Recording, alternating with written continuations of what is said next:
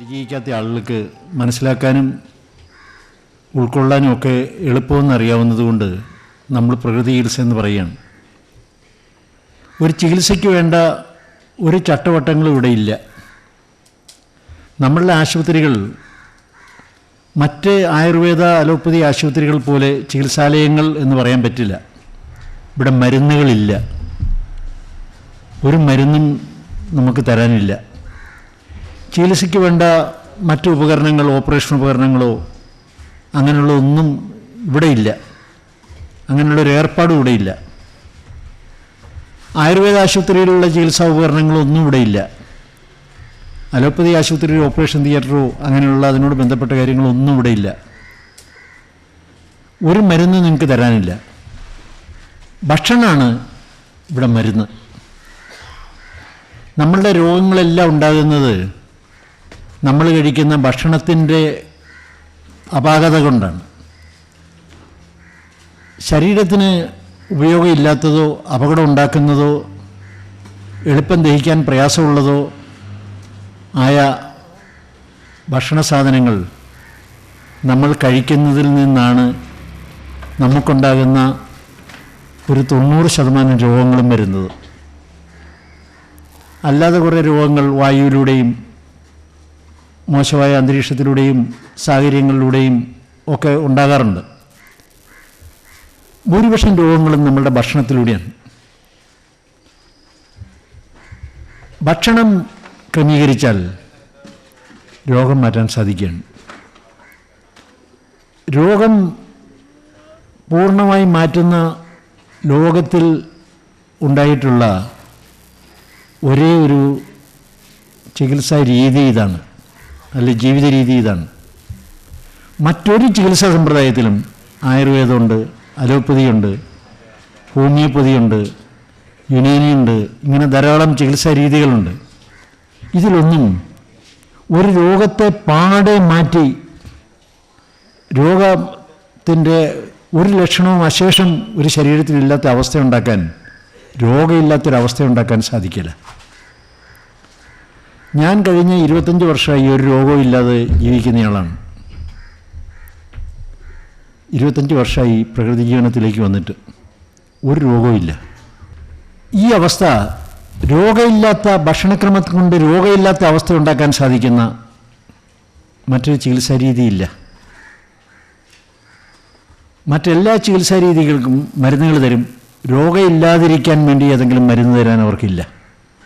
രോഗമില്ലാത്തൊരവസ്ഥ ശരീരത്തിന് പ്രദാനം ചെയ്യാൻ സാധിക്കുന്നില്ല. ഇവിടെ അത് സാധിക്കുന്നു. ഏത് രോഗവും പൂർണ്ണമായി മാറ്റാൻ സാധിക്കുന്നു.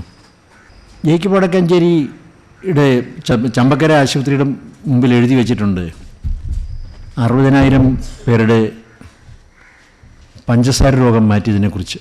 പഞ്ചസാര രോഗം മാറാത്ത ഒരാൾ ചികിത്സാ ചെലവ് അദ്ദേഹത്തിന് തിരികെ കൊടുക്കാൻ തയ്യാറാണ് എന്ന് അദ്ദേഹം വാഗ്ദാനം ചെയ്യുന്നുണ്ട്. ഏറ്റവും കൂടുതൽ ആളുകൾ പഞ്ചസാര രോഗം മാറിയ ആളുകളാണ് ആ ആശുപത്രിയിൽ നിന്ന് പുറത്തിട്ടിരിക്കുന്നത്. 2ാം സ്ഥാനം ഹൃദ്രോഗത്തിനും അതുപോലെ അടുത്ത സ്ഥാനങ്ങളെ മറ്റോരോ രോഗങ്ങളും ഉള്ളത്. ഏത് രോഗവും പ്രകൃതി ചികിത്സ കൊണ്ട്, അല്ലെ പ്രകൃതി ജീവനം കൊണ്ട് മാറുകയാണ്, ഈ ഭക്ഷണ ക്രമീകരണം കൊണ്ട്. അതിൻ്റെ കാരണം ഈ രോഗങ്ങളെല്ലാം തന്നെ അമിത ഭക്ഷണം കഴിച്ചതുകൊണ്ടോ അനാവശ്യ ഭക്ഷണം കഴിച്ചതുകൊണ്ടോ ഉണ്ടാകുന്ന രോഗങ്ങളാണ്. ഭക്ഷണം ക്രമീകരിച്ചാൽ, ഒരാളുടെ ശരീരത്തിന് ആവശ്യമുള്ള രീതിയിൽ ഭക്ഷണം ക്രമീകരിച്ചാൽ ഈ രോഗങ്ങളെല്ലാം മാറ്റാൻ സാധിക്കുകയാണ്. പല ആളുകൾക്ക് ബുദ്ധിപരമായി മദ്യപാനം തെറ്റാണെന്നറിയാം, പക്ഷെ അത് ഒഴിവാക്കാൻ സാധ്യമല്ല. പുകവലി തെറ്റാണെന്നറിയാം, അത് ഒഴിവാക്കാൻ സാധ്യമല്ല, ശീലക്കേടാണ്. അതുപോലെ തെറ്റായ ഭക്ഷണക്രമവും ശീലക്കേടാണ്, അത് മാറ്റാൻ സാധിക്കുന്നില്ല. നമ്മൾ ആശുപത്രികൾ ഉണ്ടാക്കുന്നത് ഒരു സ്ഥിരം സംവിധാനമായിട്ടല്ല. ആശുപത്രികളില്ലാത്ത, രോഗങ്ങളില്ലാത്ത ഒരു സമൂഹമാണ് നമ്മുടെ ലക്ഷ്യം.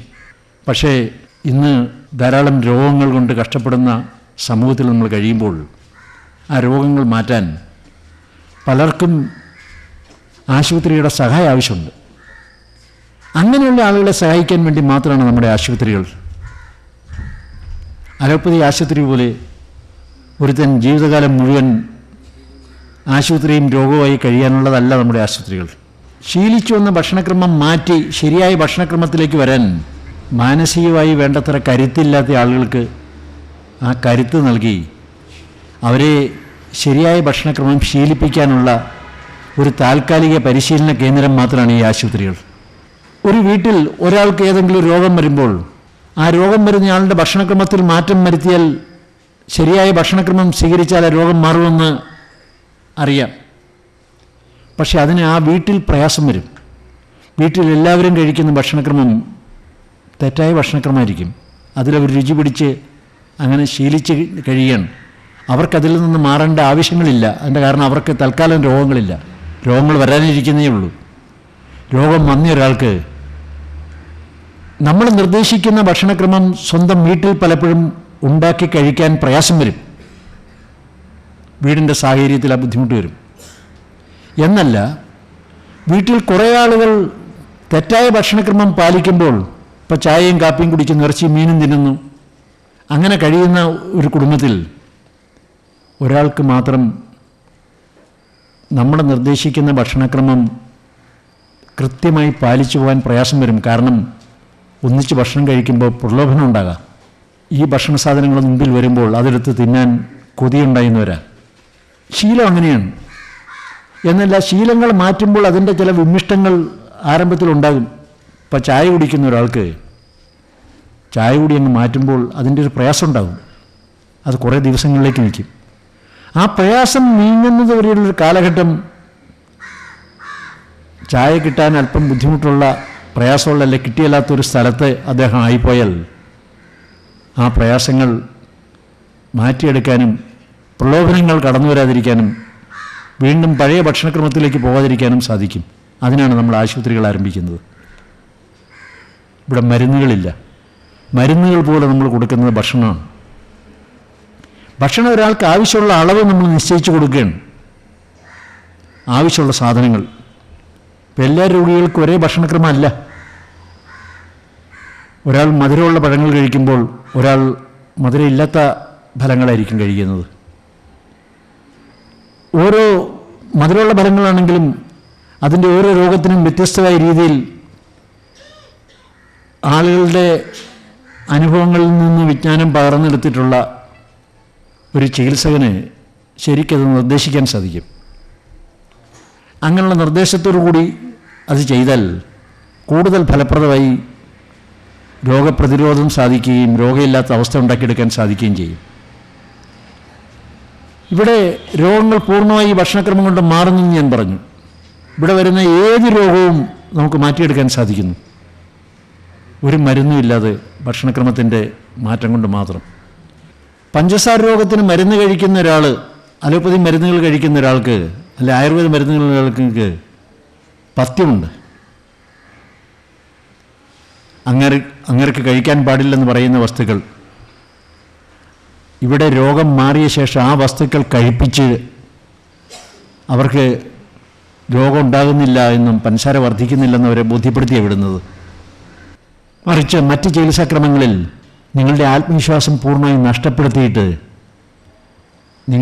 നിങ്ങളുടെ ശരീരത്തിൻ്റെ ഉടമ നിങ്ങളല്ലെന്നും അതൊരു ഡോക്ടറാണെന്നും പഠിപ്പിക്കുമ്പോൾ ഇവിടെ അതല്ല. ഇവിടെ നിങ്ങളെ ചികിത്സിക്കുന്ന ആ ഉപദേശകൻ നിങ്ങളാണ് നിങ്ങളുടെ ശരീരത്തിൻ്റെ ഉടമയെന്നും നിങ്ങളുടെ ശരീരത്തെ സംരക്ഷിക്കേണ്ട ചുമതല നിങ്ങൾക്കാണെന്നും അതെങ്ങനെ സംരക്ഷിക്കണമെന്നും ശരീരത്തിനെ പറ്റിയുള്ള അതിൻ്റെ അടിസ്ഥാന വിവരങ്ങൾ നിങ്ങൾക്ക് നൽകുകയാണ്. ആഹാരം കൃത്യമായ മരുന്ന് പോലെ കഴിക്കണമെന്ന് ഞാൻ പറയുന്നു. മരുന്ന് ഒരു അലോപ്പതി ഡോക്ടർ തന്നെ ഒരു മരുന്ന് നിർദ്ദേശിച്ചാൽ 4 ഗുളിക ഒരു നേരം കഴിക്കാൻ പറഞ്ഞാൽ നിങ്ങൾ 10 ഗുളിക കഴിക്കില്ല, 4 കഴിക്കും, 5 പോലും കഴിക്കില്ല. ആഹാരം അതുപോലെ തന്നെ കൃത്യമായി നിങ്ങൾക്ക് ആവശ്യമുള്ള അളവ് കഴിക്കണം. ആവശ്യമുള്ള സാധനങ്ങൾ മാത്രം കഴിക്കണം. അത് നിർദ്ദേശിക്കുകയാണ് പരിചിതനായ ഒരു ഉപദേശകനായ ഡോക്ടർ ഇവിടെ ചെയ്യുന്നത്. ഇവിടുത്തെ ഡോക്ടറുടെ ജോലി കൽപ്പനകളല്ല, നിങ്ങളുമായി ചർച്ച ചെയ്ത് നിങ്ങളെ ബോധ്യപ്പെടുത്തലുകയാണ്. നിങ്ങളുടെ ഏറ്റവും ഉത്തമ വിശ്വാസമുള്ള ഒരു സുഹൃത്തായി മാറുകയാണ്.